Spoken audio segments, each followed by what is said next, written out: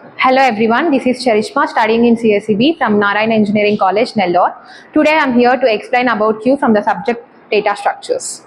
So let us know first what is Qs. Qs are the linear data structures where the collection of elements are in the sequential order. So here is the visual representation of the elements being inserted in the sequential order. So today I am here to explain about the implementation of Qs using the arrays. So here is a program.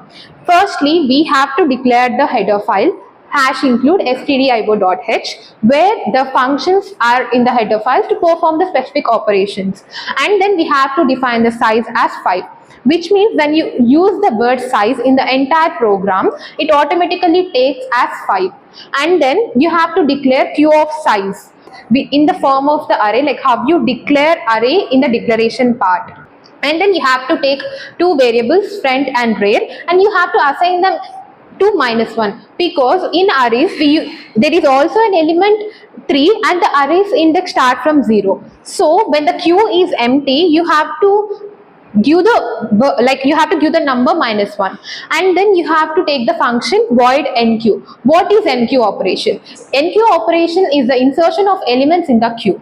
So queues follows the first in first out rule, which means the elements which are inserted first are deleted first. The elements which are inserted at last are deleted at last, because at rear end the insertion takes place and at front end the deletion takes place. So front end always, these front variable always points to the first index and like the first element, and the rear always points to the last element. So we have to give the void enq operation rather than giving the printf, enter data or scanf like functions. You can declare x, like the value you have to give it to the compiler as the argument, and then you have to take the conditions. If of rear equals to size -1, like size equals to 5, 5 minus 1, 4, which means you already inserted the 5 elements into the queue and the queue is full.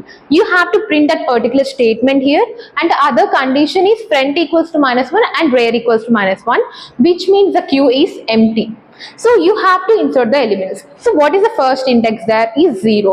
So front equals to rear equals to 0. To insert an element, you have to give q of rear equals to x, the element you wish for, and the other condition is else condition, rear plus plus, which means the rear is pointing at like 1 or 2. You have to move it forward. So you can use it as rear plus plus, which means rear equal to rear plus 1. And then you have to insert the elements, right? So q of rear equal to x. So finally, we have to use these functions, enq operation in the main function to perform. So enq of 3, 5, 7, 9, 6, which means the 5 elements as the size is 5. So you can declare it here, and finally these elements are stored in the compiler.